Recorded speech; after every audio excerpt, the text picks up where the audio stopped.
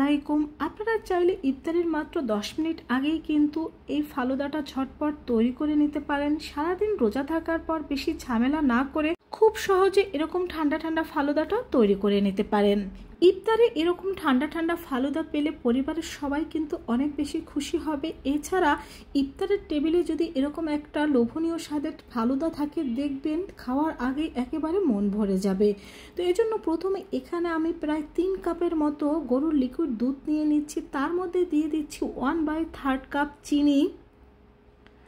আর এই দুধটা যেন জাল করার পর খুব তাড়াতাড়ি ঘন হয়, এজন্য এখানে আমি দিয়ে দিচ্ছি 1/2 কাপের মতো গুঁড়া দুধ। এখন এই দুধটাকে আমরা জাল করে নেব, আর জাল করে আমরা কিন্তু দুধটার অর্ধেকেরও বেশি কমিয়ে নেব। তো বন্ধুরা, দেখতেই পাচ্ছ এখানে দুধটা কিন্তু অনেকটা আমি জাল করে কমিয়ে নিয়েছি। এখন এটাকে আমি চুলা থেকে নামিয়ে নেব। চুলা থেকে নামিয়ে আমি একটা সার্ভিং বোলের মধ্যে দুধটাকে নিয়ে নিচ্ছি।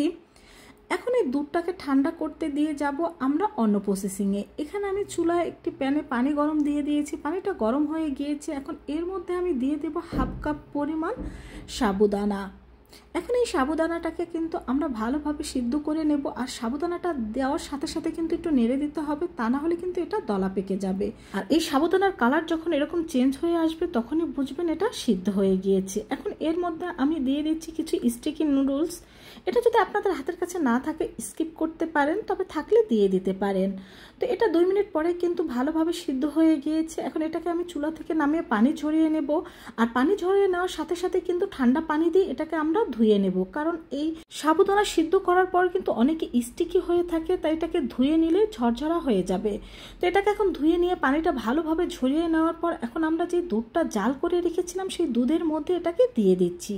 তো দুধের সাথে এটাকে ভালোভাবে মিশিয়ে নেওয়ার পর আমরা কয়েক ঘন্টার জন্য এটাকে নর্মাল ফ্রিজে রেখে দেব। আর ফালুদা কিন্তু ঠান্ডা ঠান্ডা খেতে অনেক বেশি মজা হয়ে থাকে। তো 2-3 ঘন্টা পর বের করে নেওয়ার পরে দেখবেন এটা আরও কিছুটা ঘন হয়ে গিয়েছে। এখন এখানে আমি কিছু ফল অ্যাড করে দেব। বন্ধুরা, এখানে আমি আনার দানা, কিছু আঙ্গুর, কলা, স্ট্রবেরি এবং আমার বাসায় কিছু জেলো তৈরি করা ছিল সবুজ কালারের, সেটা দিয়ে দিচ্ছি। এখানে এই ফলগুলো বা জেলো এগুলো কিন্তু সম্পূর্ণই অপশনাল। আপনাদের বাসায় যেরকম ফল আছে আপনারা ঠিক সেরকম ফল দিয়েই এটাকে পরিবেশন করতে পারেন। রোজার সময় কম বেশি আমাদের প্রত্যেকের বাসায় কিছু ফল থাকে, সেই ফল দিয়ে কিন্তু এটা পরিবেশন করে নেওয়া যায়। এখন দিয়ে দিচ্ছি এখানে আইসক্রিম।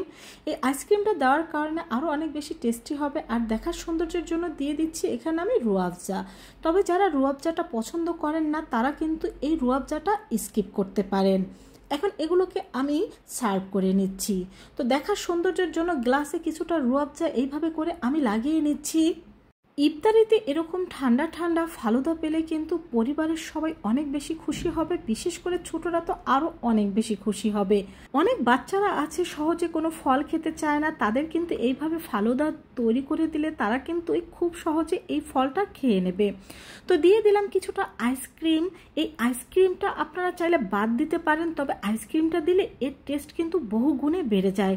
তো চেষ্টা করবেন আইসক্রিমটা দিয়ে দেওয়ার। যদি বড় বক্স না কিনতে পারেন, ছোট কাপ আইসক্রিম দিয়ে এখানে পরিবেশন করতে পারেন। তো এখন এর উপরেও কিছুটা রুয়াবজা আমি দিয়ে দিচ্ছি। তো বন্ধুরা, দেখতেই পেলে কত সহজভাবে ফালুদা মিক্স ছাড়াই কিন্তু আমরা খুব সহজে এই ফালুদাটা তৈরি করে নিলাম।